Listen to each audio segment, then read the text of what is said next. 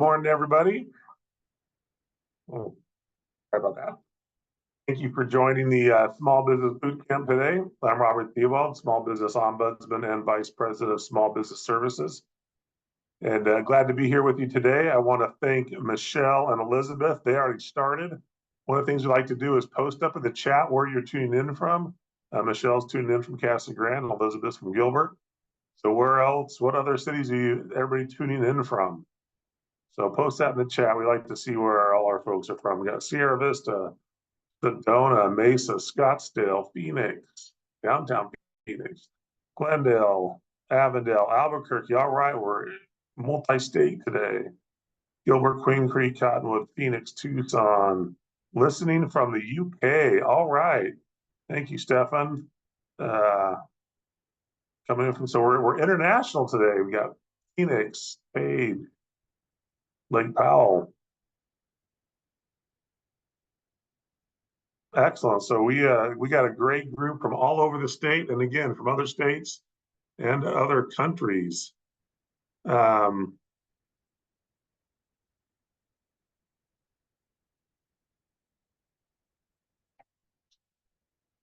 let's jump right in with today's session. So one thing you'll notice that if you frequent these, you'll see that I change my backdrops quite often, and I like to showcase different parts of Arizona. So in my background is a valley between the mountains outside of Nogales, Arizona, and the Huachucas near Sierra Vista. There's a nice valley in between there around Parker Lake. And this is just a big open area. There's a dirt road right there in the middle. You can see my buddy on his motorcycle riding the dirt road. Gorgeous part of the state. If you ever get a chance to get down there, a lot of cool things to see. So with that, let's jump in to the boot camp. So with those that are new to the boot camp, we like to start by thanking all of our community partners. We could not do these webinars without them, their time, their effort, and their expertise. We appreciate them giving back to the community to help small business owners, and they are a key part of our success. Also, those that are new to the boot camp is designed to help small businesses prepare, plan, and grow. It is our Tuesday morning 9 a.m. webinar, but we also do virtual workshops, hands-on in-person workshops, and other events, lunch and learns that are part of the boot camp umbrella. And all the virtual ones are recorded and are placed in our content library. So that content library is a great resource that you can access at any time. And all these sessions that are recorded, we house them there along with the slide decks from our presenters. And it's a great resource. You can go back and research or find well over 300 recorded webinars and workshops. There are a bunch of other programs that the ACA has to support small businesses. You can find all of these and more at daisycommerce.com/programs. And they're broken up. If you scroll down and find the small business, you'll find a number of the small business related programs, not just small business services. But all these and more are listed there under the programs. One of the key programs that we like to talk about is the Small Business Checklist. This is an online interactive tool that helps entrepreneurs and existing businesses that are looking to grow understand the commonly requested licensing, registration, and compliance requirements at the local, state, and federal levels. It's a great resource. There's a ton of information in the checklist. You can scan that QR code, it'll take you to it. If you go to the website as well, you'll find that we have a virtual assistant on there we call Sally, our state and local licensing information virtual assistant. And we encourage everybody to try Sally and share your feedback as well. If it helped you find the information you're looking for or didn't, we're always looking to improve that. And what's really cool is we are working on a generative AI version of it. We are in the test process right now. So Sally is ever learning. And again, we appreciate your feedback when you go in and test those for us. With that, we have some small business updates. If you're in Phoenix, the Metro Phoenix area, the Phoenix Business Journal has its Small Business Awards, and you can self-nominate or you can nominate others. And that application is due by the end of the day, I believe, in the business on June 21st, so this Friday. We'll post the link for that in the chat if it's something you're interested in. And then also in downtown Phoenix, ASU is presenting the Small Business Innovation Summit. This is their second session is coming up on June 30th. And then they're going to have a pitch event on July 30th as well. So they've got a bunch of events going on related to this Small Business Phoenix Small Business Innovation Summit. So we'll post a link to more information on that. And then for rural businesses and rural community leaders, Local First hosts the Arizona Rural Policy Forum. That's coming up in August as well. And it's a great 3 days of networking and classes and other things. I will be at that with a few presentations along with some of our partners. So it's a great event to be at as well. If you have any questions, again, those links we posted in the chat. You can find out more directly from those organizations. Looking at some upcoming sessions, you'll notice that there's a kind of a big gap between next week's session and the following, going from June 25th to June 9th. The week of July 4th, Independence Holiday Week. Independence Day Holiday Week, we will not have a boot camp that week. As a lot of people will be out on vacation. A lot of businesses will be busy doing business that week or taking time off. So we want to just remind everybody of that week that's skipped. But as you can see, we've got 3 great sessions coming up, and we've got a lot more great sessions planned throughout the rest of the year. But with that, we want to jump into today's session. Today, we have one of our great partners over many, many years, Jerry Denniston. She's the Chief Marketing Strategist with the Denner Group. She also has a lot of experience as a Center Director for the SBDC and also doing contract work for the SBDC and others. And so we're really excited to have Jerry with us today to talk about email marketing. So I'm going to go ahead and stop sharing my screen and turn some time over to Jerry. But before she starts, I do want to remind everybody at the bottom of your screen that one of the options is for Q&A. We definitely ask that you post questions in the Q&A box that's down there, and then we can use the chat for other interaction. We like to separate those two so that the questions don't get lost. At times they can get lost in the chat. So we want to make sure we have those questions, we can track them and try to answer them throughout the session. So with that, Jerry, time is all yours. Thank you, Bob. I appreciate that. So let me just share my screen here and get back to my own slide deck. So thanks a lot. Also to both you and Faith, I'm really appreciate having the opportunity to share my thoughts about email marketing and automation in today's competitive landscape. It's really crucial to have a strategic approach to nurturing your leads and guiding them through the buyer's journey. Email marketing automation is a really powerful tool that will help you achieve that.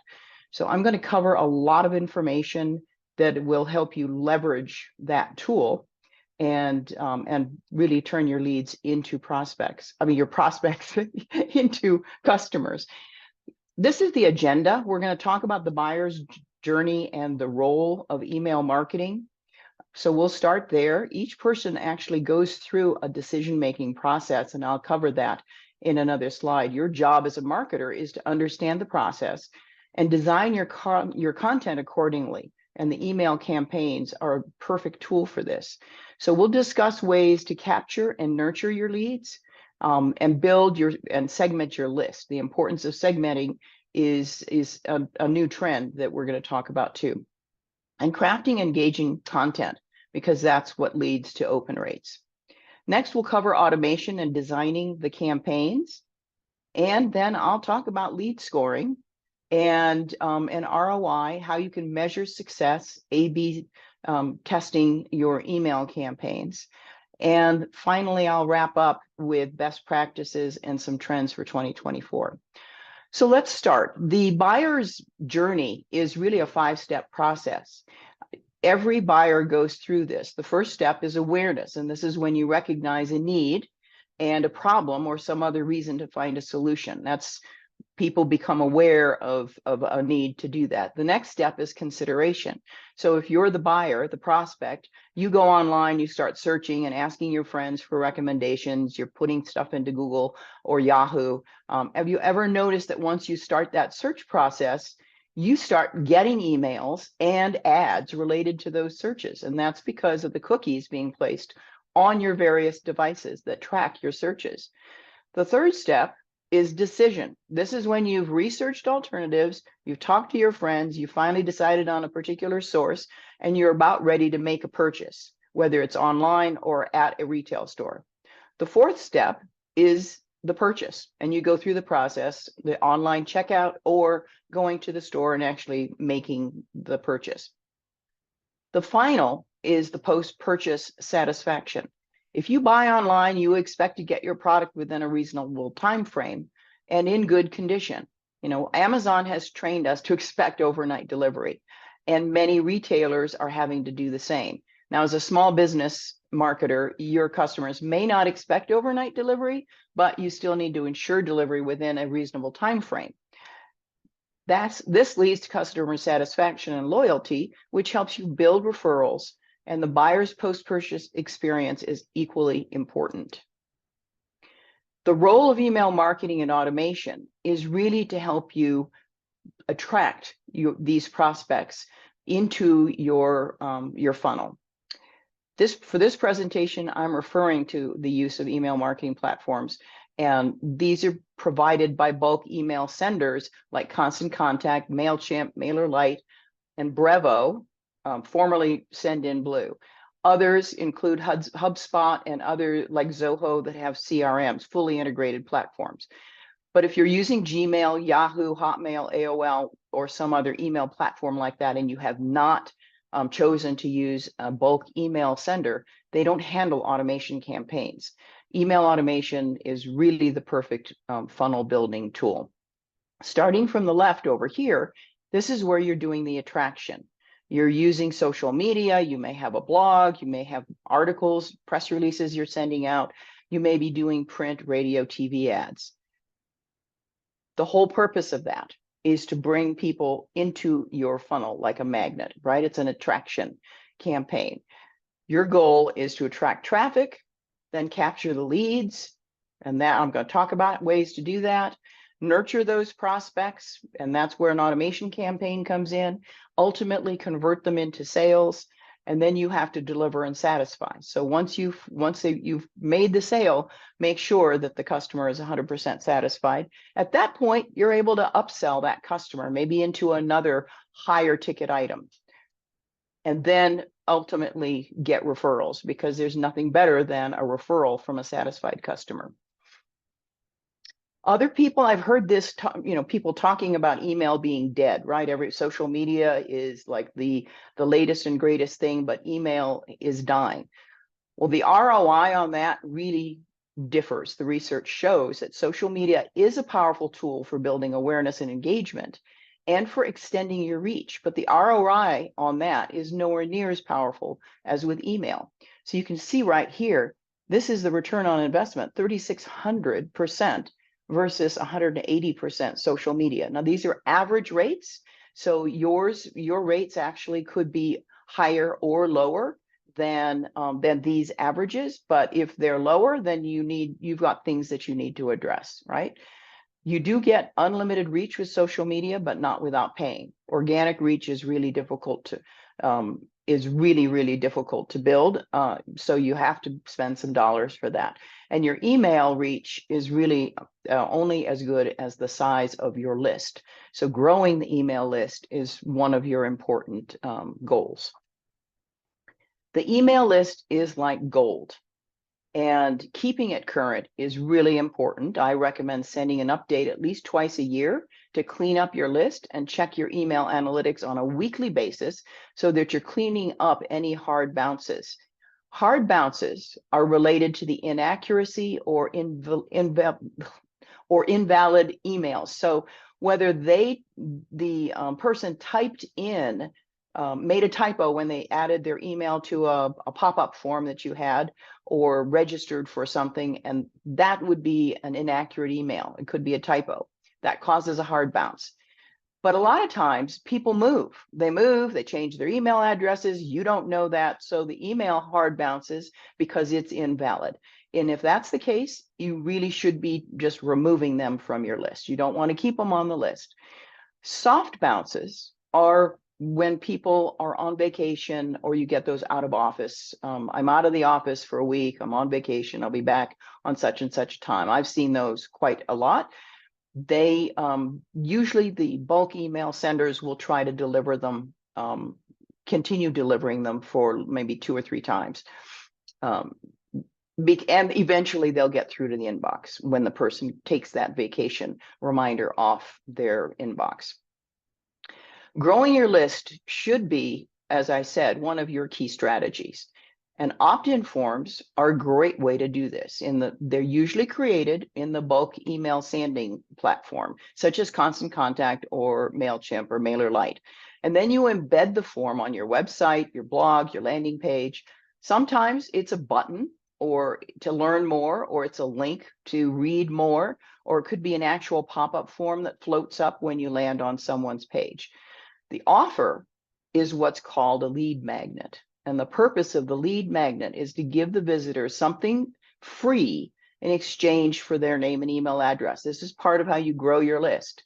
The item you offer should be related to the search terms they use to find your website or your landing page.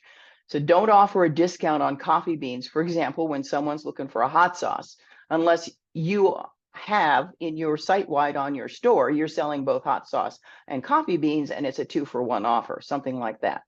They need to make sense. The lead magnet has to be related to that, to the search terms that were used and whatever content is on that landing page. I've mentioned landing pages. These are unique pages on your website that have a single focus. If you create these on your website builder, it's important not to include a menu of other pages on your site. The purpose of the landing page is to get the visitor to take action. Click a link, fill out a form, download the lead magnet, and get on your list. You want them to do something. Maybe it's register for an event. Anything, the whole purpose is to get that email address and their name. So you don't want them distracted by clicking somewhere else to learn about you, because they probably won't come back to the landing page. Webinars and workshops are also a great way to build your list. Offering a free webinar on a topic of interest to your target audience is a great way to add people to your list. They need to register first with their name and email online, just like this webinar, right? You had to register online in order to get the link to attend the webinar. So the same is true if you do an in-person workshop.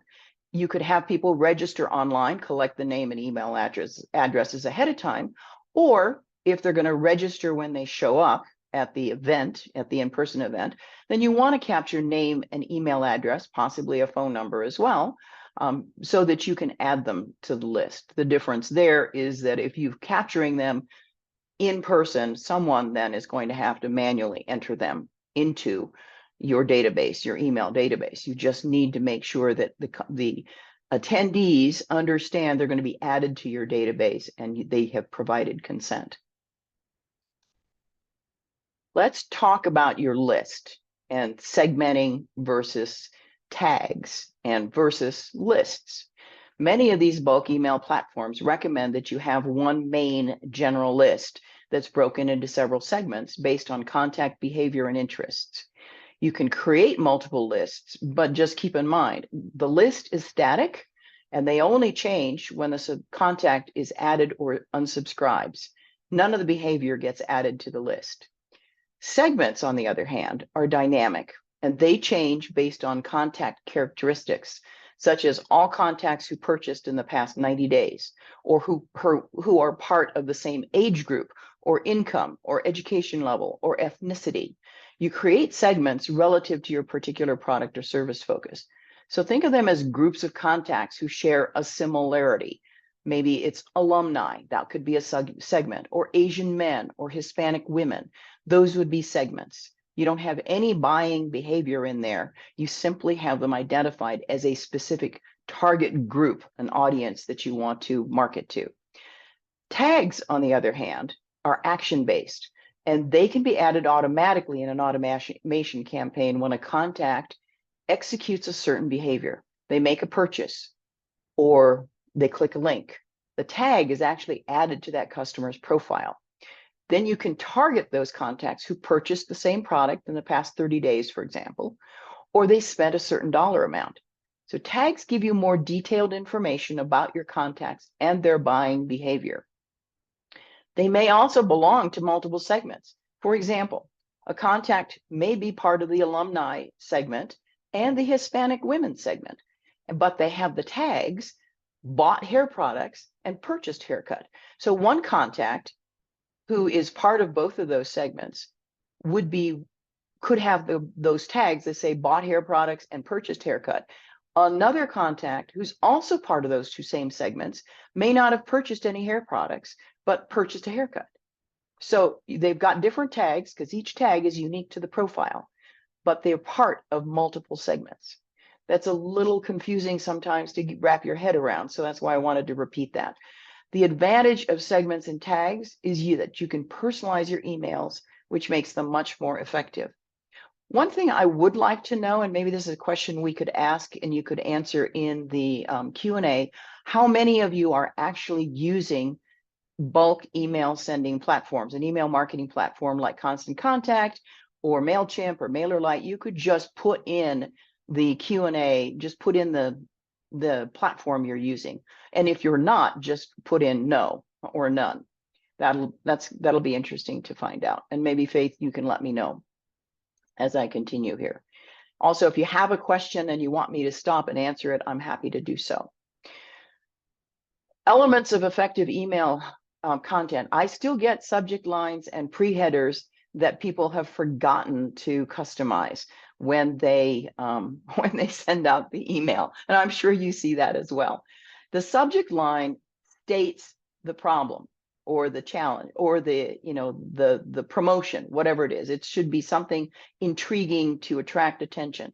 The pre-header text expands upon that. So you don't want to do something like this.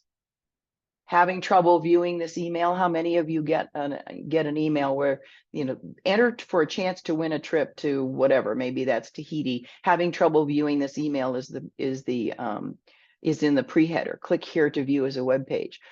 That's just text that's in there for you to customize, and you need to do that. The other text I see, which is kind of a placeholder, you don't want to miss this, right? That happens a lot. People just don't think about customizing that. What you do want to do is something like this. You're announcing an Independence Day footwear sale. That's the subject line.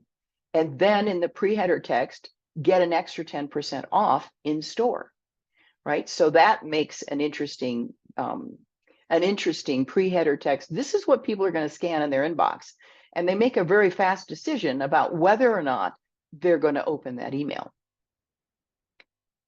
Personalization is another good way to attract attention and increase open rates. So here's an example that uses the contact name in the pre-header text rather than the subject line.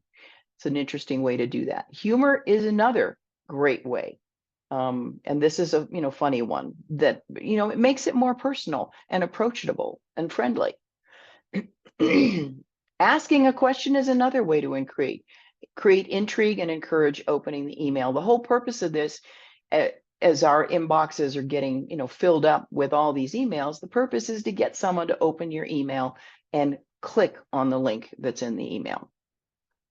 The link here, the bit.ly link that I put in here because it was really long, has more detail about all of this. And I think those links are live in the handouts I provided Faith. So there's a PDF handout of this slide deck with the links that you should be able to follow up on. Let's talk about automation campaigns. And if you've got questions about automation campaigns, again, I'm happy to answer those. These are great because you build them once, you tweak them periodically as needed. They can be simple or they can be really complicated, multi-path campaigns. But some simple ones that you might want to create are just a general welcome series like this one. There's a trigger, someone subscribes to your list, any list, you choose whatever list that is, then they automatically get an email. It's a welcome email. Thanks for joining our list. We look forward to talking with you and working with you. This has a time delay of wait 3 days. It's just kind of the workflow, basic workflow, and you adjust that. I always like to send a welcome email like right away. Once someone has joined the list, the email goes out within a matter of minutes, and you can change the time frame on that. But thank you series are another great way. Someone came into your store, they bought a product, they get home, you captured an email address when they were filling out maybe a survey form, a feedback form, something like that, or they got on your list because they, even in the store, that's a great way to capture email lists, is to get them registered for notifications about special offers, especially if there's a repeat customer. Then you send them a thank you series, right? They get into that. Thank you, thanks for purchasing. We look forward to seeing you. Look for future emails from us about the special offers and discounts. They'll be the first one to know, that kind of thing. Shopping activity, if you're selling online, then you want to have an email automation campaign about that whole shopping journey, the buyer journey. A lot of times people get as far as the checkout, right? The cart, they've added items to the cart, they get distracted, called away, and they don't come back. I've done it myself. I forget about it. I put something in there and then I got distracted. And a few days later, I get an email that is an abandoned cart email series that says, hey, we noticed you were checking out, come back and maybe complete the purchase, right? There could be a 3-part abandoned cart campaign that you set up. That's to get people back to actually complete the process. And if you've captured the birthday and anniversary, then that's also a nice thing to do. When their birthday comes up, it automatically triggers to send them a happy birthday announcement or a happy anniversary announcement. Nurturing campaigns, I've talked about this, but this is an important piece of the whole automation campaign strategy. If you don't put this in place, then someone on your team or you are manually trying to remember or putting in your calendar, today's the day I need to send out these emails. I got to send an email about this. And then next week I have to send an email about some other topic. And the week after that, an email. And that's interrupting your day, your workflow. So setting the campaign up ahead of time and creating this whole nurture campaign is an excellent way to show up in the client's inbox. You can also send hyper targeted emails. So the campaigns are a way, rather than doing a broadcast email, you're sending emails that are targeted only to specific segments or contacts with specific tags. And that also depends on what's the objective of your automation campaign. What's the purpose of the emails? You want to continue educating and informing these prospects without selling once they get on your list. You don't want to just be sending sales pitches. The rule of thumb is that 9 out of 10 of these emails within your automation campaign should be informative. They should simply be more education about the reason they joined the list. Here's a tip, that sort of thing. And the last one, the 10th one, would be an actual offer, a sales pitch with some kind of an offer. Doesn't mean you can't have a link at the bottom of every email that's part of that whole nurture, the first 9 emails. You should have a link, because you never know when during that whole process the prospect is actually ready to take some action. And you want to make it easy for them to click that link and go to the landing page, or click that link and go to your website to peruse your products and services, right? So make it easy for them. Lead scoring is Jerry, another. Yes. If you go back to automation, we had a question that ties into that. Okay. Is there a certain time, certain day of the week or time of the day or number of words that helps make the automated email flow more effective? The time of the day and the day of the week changes all the time.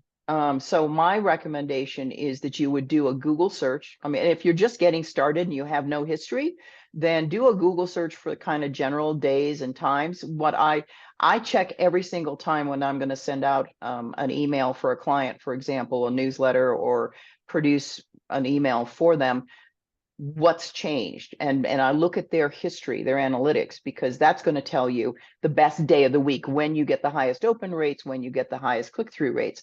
Generally, what I've found lately is that Mondays through Thursdays are the best days, and usually between 10 and noon. But sometimes, depending on your audience and where they are, if they're in Europe, for example, if the majority of your list lives in Europe, then you may find weekend might be better. If the majority of your audience is on the East Coast, keep in mind the time frame. I said between 10 and 12. If your audience lives on the East Coast, that's 10 and 12 their time. That's not 10 and 12 our time. So keep those time frames in mind. And then as you're doing the nurturing campaign, you don't want to write a book. I would say you want to keep it short and sweet. It's just, here's another tip. And maybe it's about, I don't know, no more than 100 words. I haven't seen any kind of rule of thumb on that, but you want to make it easy to read and absorb. And then they get another one. So it's just snippets, because people don't have time to read a lot. Okay, and then how often should you change up your email and the wording in the email? Once you've built the campaign, if it seems to be working, you just go in and check it. If it's not, if it seems to be working and you're getting good open rates and click-through rates, you wouldn't have to change it at all. If something in there has become outdated, like you aren't offering a product anymore, there was a sales pitch in that 10th email and you aren't offering that particular product, you'd change that. So I would tweak it based on what's the objective of that particular email campaign and whether or not something has changed within your business or the industry, the product, that sort of thing. Other than that, I've seen email campaigns that some of these email marketing gurus set up years ago that are still working, and they have not changed them at all. Okay, thank you. Mm-hmm. So I think we're on to lead scoring. And this is an interesting tool, and a lot of the email marketing platforms may have this capability, but I would recommend you visit this link, the Brevo blog on lead scoring. This is a way to map out the buyer behavior in the as they're going through this decision-making process. You start by assigning points based on each stage of the customer journey. So you see here, they signed up, you give them 10 points. And the points are arbitrary. You choose how many points. You know, it could be only 5 points, but you make that decision. They visited a page, they get 15 points. They visited a specific page, it's 15 points. Maybe it's only 10 points if they visited not the specific page you were asking for, but some other page, right? They get a disc, they get a minus 15% code discount here if they visited the page, and they only got a 5% code discount here because it wasn't the page you were focusing on, but hey, they went there. And so you offer them something else. So sign the points based on whether they clicked a link, did they download a lead magnet, did they make a purchase. What this does is help you understand what's the value of that particular prospect in your email list. And because the more actions they take, the closer they get to making a purchase, the more valuable they are, and the higher the likelihood of them actually executing the purchase and becoming a customer. So that's the purpose of the lead scoring. A/B split tests are a great way for you to test your emails. And you could do this in an automation campaign. And here you'd have actually build up 2 email automation campaigns. One would be a campaign for a group of A clients, prospects that are in the A group, and another campaign is for the prospects in the B group. So the goal is you want to determine which version actually gets the highest response rate. You make one change to each email that goes out, right? And it may be the title color, it could be the image that you use, it could be the subject line or the pre-header text that you're using. So for example, this looks like it's a text message that went. This was version A, this campaign, but the subject line is the same. This Wednesday, March 22nd, automation webinar. And you'll see how many recipients, how many opens, and how many clicks. Then there was a video that was email automation campaign B, right? Same subject line, but it's a video. And you have similar number of recipients, fewer than that, but you got a lower open rate, but a higher click-through rate, which was interesting. So what was your goal? Was it the open rate? Was it the click-through rate? You make a decision based on those analytics as to which one is actually performing better. And when you find the reason you want to do this and then keep tweaking and testing, because next week you might do another test, then the reason you want to do this is you want to find the one that really generates the highest open rates, the highest click-through rates, then you leave it and you let that one run. So if the video is doing the best job for you, let that campaign run and turn off the campaign A. That's how you would use the A/B split testing.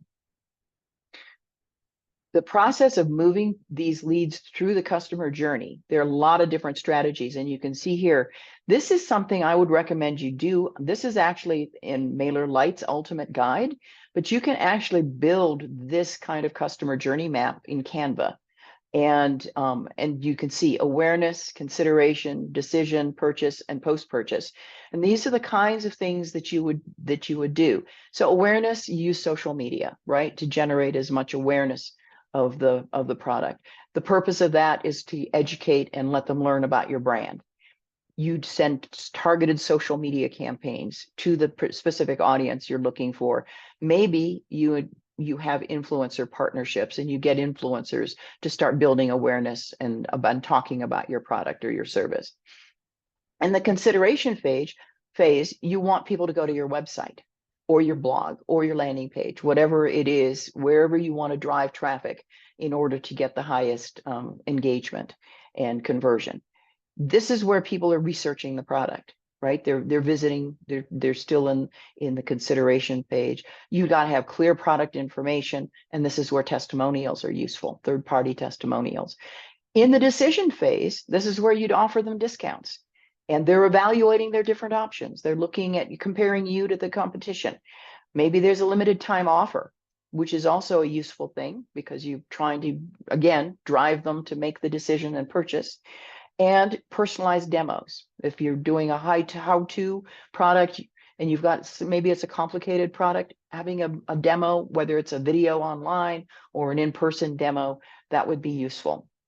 Costco does this all the time, right? You're walking around and they're demonstrating different food products there to get you to buy that particular product. And that's how Costco determines whether or not this is a product they want to continue offering, not just in one store, but in all of their stores.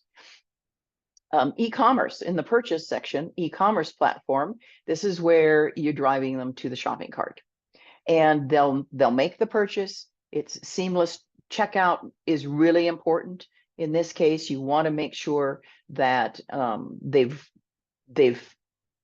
going through that checkout process is as easy as possible, because if it isn't, there's any kind of a hiccup, they're going to just bounce off and go find another solution. Then the order confirmation, you want to make sure they get that immediately, right? An email into their inbox as well as a confirmation page that tells them the order went through. And then in the post-purchase, this is where you do the follow-up emails. This is also part of that whole campaign. Hey, thanks for buying. And then this is a great time to send a survey. And we'd love to get some feedback from our customers. Would you just answer these 5 questions? Sometimes that pops up after versus in an email. It's a pop-up form that comes up. But those are important too, because this is how you're capturing feedback from the customer. Did I go too far? I did. All right, let's talk about analytics. And these are the key measures that you do want to track. And if you're using email marketing platform, then you should look at your analytics on, I would say, at least a weekly basis, because it's going to give you some really good information. You see the open rate, you see the click-through rate, you may or may not see a conversion rate, but you'll at least see that. And then from those, you can begin to calculate the ROI. Right? So don't worry about the open and click-through rates on a daily basis. I have discovered that after I've sent an email, sometimes a week, even 2 weeks later, the open rates have gone up. Just because you send it out today doesn't mean people are going to respond and open that email tomorrow or the next day. And I've seen my email rates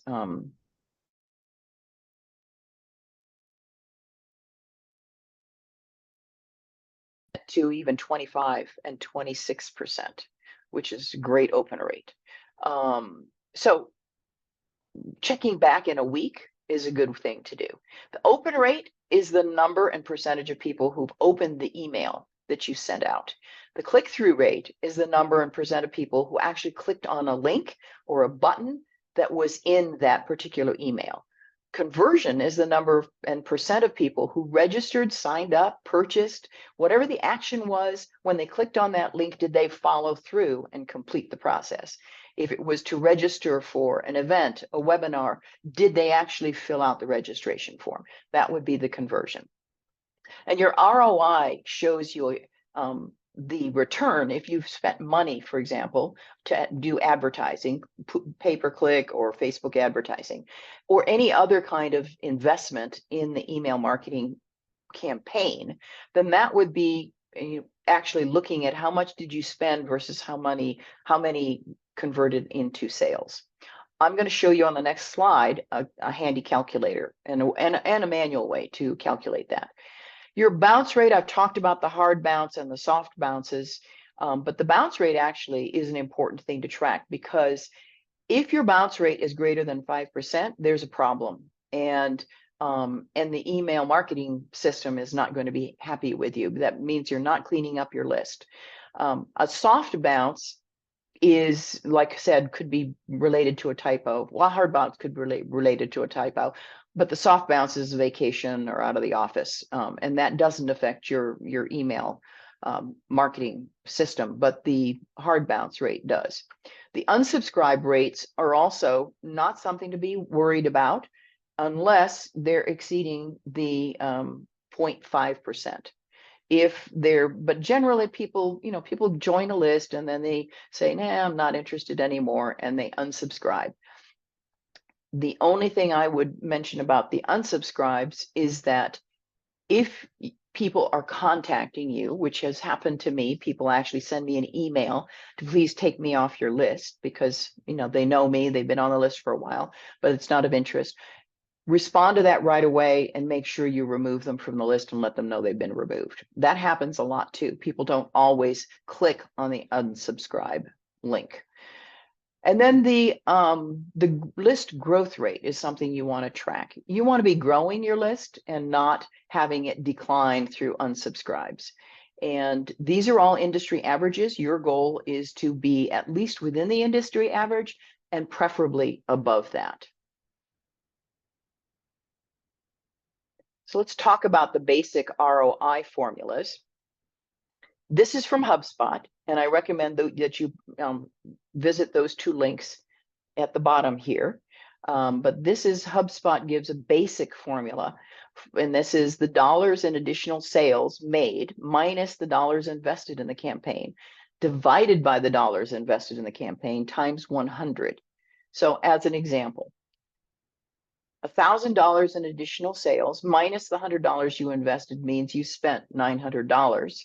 Right? Your value, your additional sales was $900. You divide that by the $100 that you invested in the campaign times 100.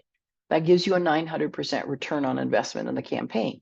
So that's not a bad return on investment. This is the link where you can find the marketing metrics for that. And then over here on the right inbox ROI calculator, which is also on this HubSpot website, there's an online calculator over here where you can plug in the numbers and it will calculate your return on investment, your ROI. That's a handy tool to use if you don't want to just do the manual calculation yourself. Some common challenges and solutions. Well, deliverability is a big challenge, can be a big challenge with bulk email senders, and especially since earlier this year, Google and Yahoo changed their deliverability requirements to ensure the sender IP and email addresses are fully authenticated. So that means that people like me, whoever's handling your email marketing, had to go into your DNS records and add an SPF, a DKIM, and a DMARC policy. And these are all policies related to the email sending platform that tells Google, Yahoo, MSN, and maybe even AOL. AOL has really tight controls that this is an authentic email. They're trying to stop spam and phishing and comply with the CAN-SPAM laws. So if you have a platform, if you're using MailChimp or Constant Contact or MailerLite or Brevo or something like that, even HubSpot, you probably got an email about this, an announcement about this. I did with Constant Contact, and I had to go in and change the DMARC policy in particular, but also the DKIM. If you have not made those changes, then you may be seeing a decrease in your emails actually getting into the inbox.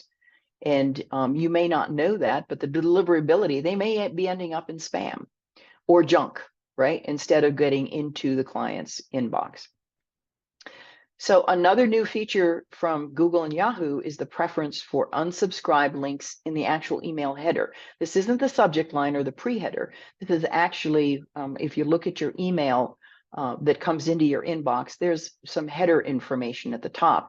And now Google and Yahoo are wanting to see the unsubscribe link right up there. And that may happen over time. You may see that the ESP starts adding this. It happens behind the scenes. It isn't something you as the marketer does, but we may find that Constant Contact, MailChimp, et cetera, are beginning to do this by the end of this year. Check out the Oracle blog here at the bottom because there's a lot of good information on email authentication in that blog article. Spam filters are another thing. These can inhibit email deliverability. A lot of big companies, especially if you are marketing to a B2B or you're in a B2B, a large business organization, your clients are other businesses and not consumers, then you may find that the spam filters have been tightened. This happens in organizations like educational institutions, banks, savings and loans, and other organizations like that where spam and phishing is a real issue, and email fraud. So one solution is to ask your customers to whitelist your sending from email address. If you are a B2C, if you are marketing to consumers, this is a process that's an automation campaign you can set up also, that once they've joined your list and they've authenticated, they've filled out the form to consent to be on your list, they get another email that says, please whitelist this address, Jerry@dennergroup.com, add it to your safe sender list. And here's how you do that. Right? And you can have a demonstration for how you do that for Gmail and how you do that for AOL. Those could be examples that you could send and the steps that they go through, because that's going to have to happen on your recipient's end. There's nothing you can control.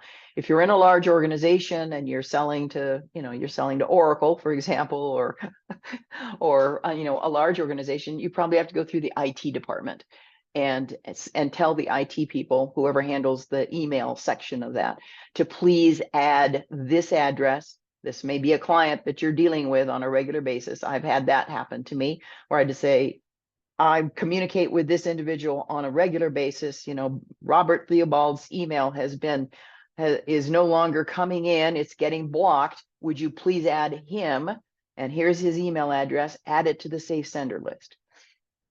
That's the sort of thing you might have to do if you're in a large organization. Privacy laws are increasing. These are not, and every single state is adding their own privacy laws, and different countries, right? We've seen that for Europe already. Well, they're increasing, and in the past few years, marketers are having to adhere even more closely to these CAN spam and privacy laws. All bulk email senders will include the opt-out and opt-in consent and unsubscribe options at the bottom of every email. You cannot get rid of that.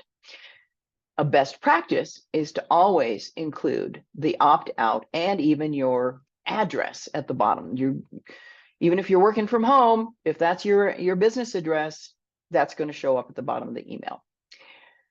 If you mobile friendly, this is the other thing.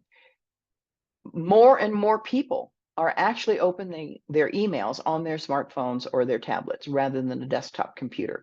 So make sure that your email, once you're setting it up on an email marketing platform like Constant Contact or MailChimp, that you check to see how it looks in the mobile view. And most of them have those views.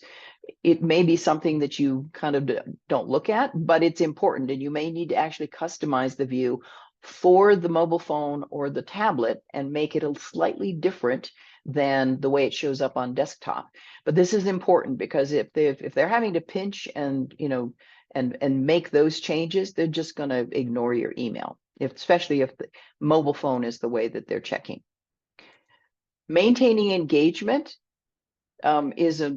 it's a critical component to making sure you have good open rates and click-through rates. So, add quizzes, surveys, maybe mini games. That could be part of the whole email campaign, the nurturing campaign, right? It's something humorous or a quiz or a game that they can play. The whole idea is to get them to interact with you in the inbox. I've mentioned the CAN spam laws. I'm going to talk a little bit more about this act, but this violating the CAN spam act can actually put your domain at risk of being banned. Once it's banned, you can never, ever, ever send emails from that domain again. So my domain, dennergroup.com. If I violate the CAN spam act for whatever, even if I didn't mean to do it, and it gets banned, that domain is gone. I've got to go find another domain, rebuild my website, do all of that. So you do not want to violate that domain. These are some of the guidelines when you're sending out emails and your from address is from you at your domain. Don't use any of these terms. Don't, act now, affordable, free, winner, bonus, earn extra cash, discount. There's a bunch of these. And there are hundreds of these words that need to be avoided. That's why I recommend using an AI tool for your subject lines and your pre-header text, because it knows the AI tool is going to avoid a lot of these words, right? So write your subject line and then ask the AI tool, which is built into all of these email platforms, to make it better and give it a voice. Tell it, what kind of tone of voice you want and improve upon that. At business.com, this link, you're going to find a list of words to avoid in your email subject lines and headers, pre-headers. Make sure, I've mentioned this before, but honor the opt-out and unsubscribe requests properly. This is tracked by the CAN spam act. Tell recipients how they can opt out, and your address is always included at the bottom of the email. That's standard operating procedure now. If you are using an outside contractor, hiring someone else to do your email marketing for you and build the campaigns, check up on them and make sure that what they're doing is in line with following the CAN spam act, that they are not using any of these words in the subject lines and the pre-headers. Check and verify. Make sure that that they aren't doing anything that would violate that. I also highly, highly recommend you do not buy email lists. You don't know how valid they are. This is going to violate the CAN-SPAM Act for sure, because if people are starting to get emails from you and they did not opt in to be on your list, all they have to do, you just need like 2 people to mark your email as spam and you've got a problem. So don't buy email lists. Don't let anyone write fake Google ads, Facebook ads, Yelp reviews for you. I mean, not ads, but reviews.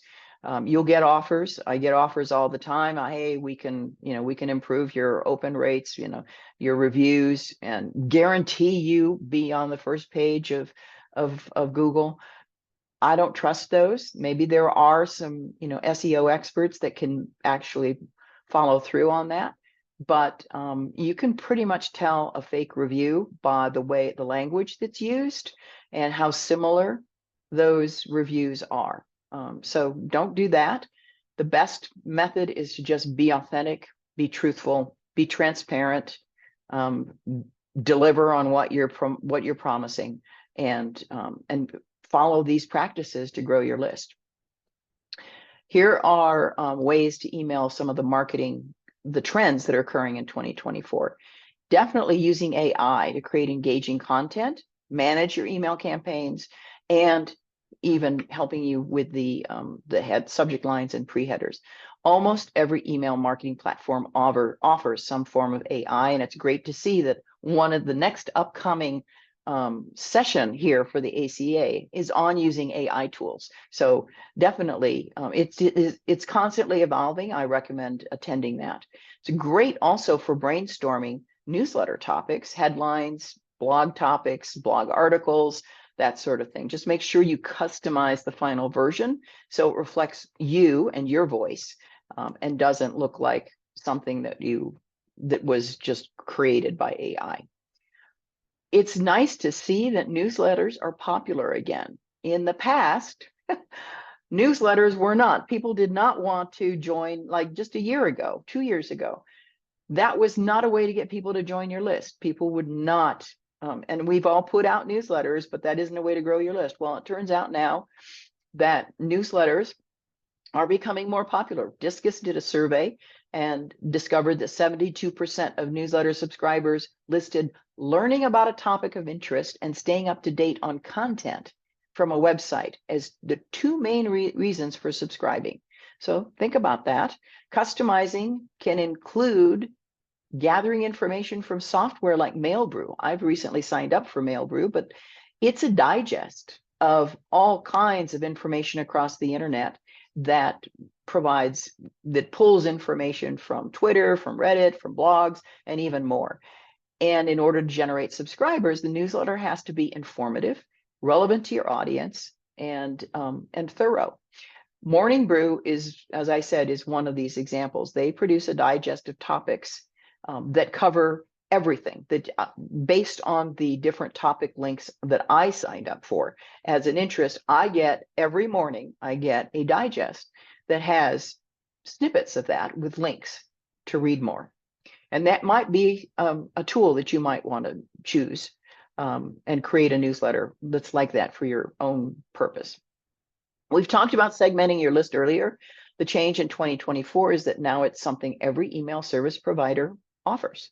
It used to be a pro version, right? You can sign up for the basic version of Constant Contact or MailerLite or MailChimp, but MailChimp always had the email automation campaigns built in, but some of these other email bulk senders did not. Well, now it's offered as even at the basic level. You don't have to buy the premium level in order to get email automation campaigns. Sending customer-specific emails based on their behavior, their demographics, or interests is also a growing trend. This is targeted email marketing, and it gets much higher engagement, open rates, and click-through rates.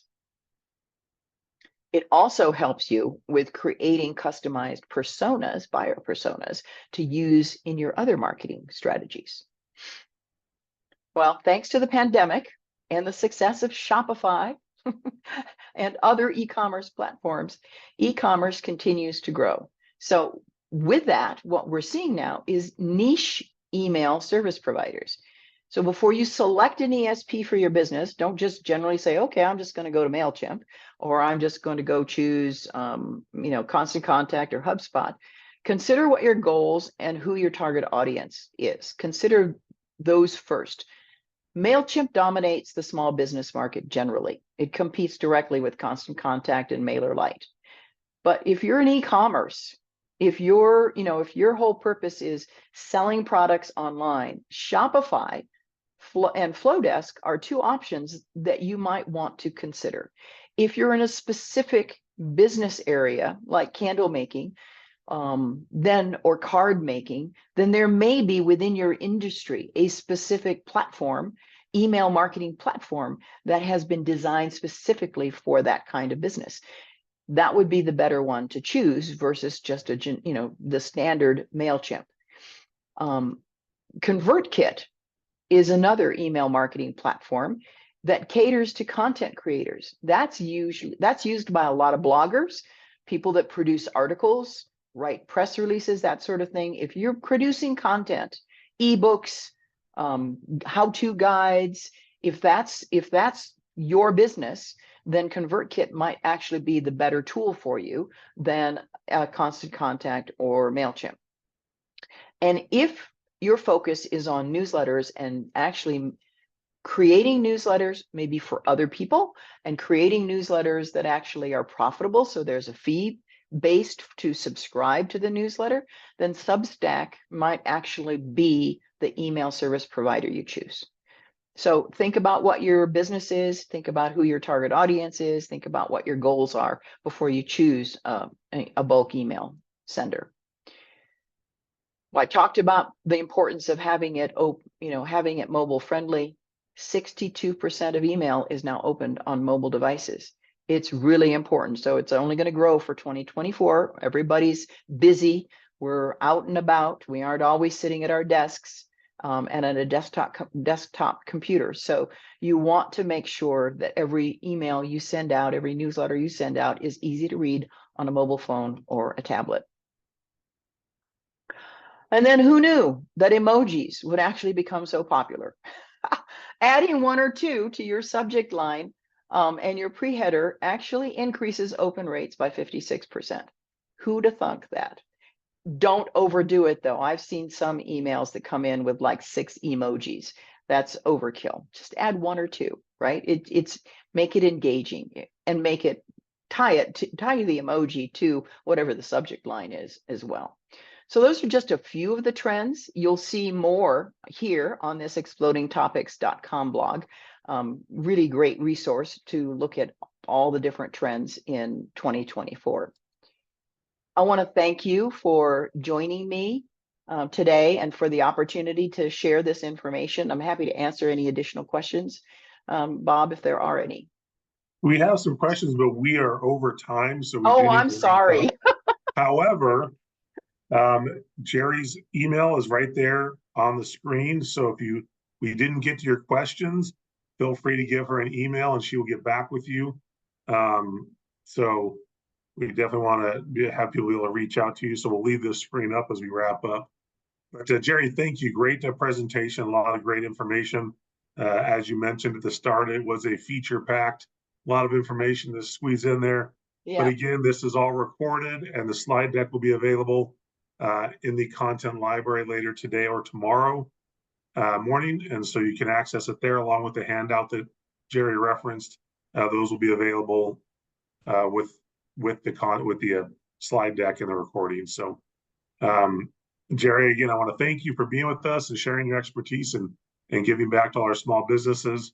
We want to thank all of our small business owners for being with us today as well, along with those from out of state and even out of country. It's always fun to see that. So we hope everybody enjoyed this and we hope that you have a great week, and we look forward to seeing you next Tuesday for our following boot camp. Until then, have a great week. Thank you. Thanks, everybody. Bye. Bye.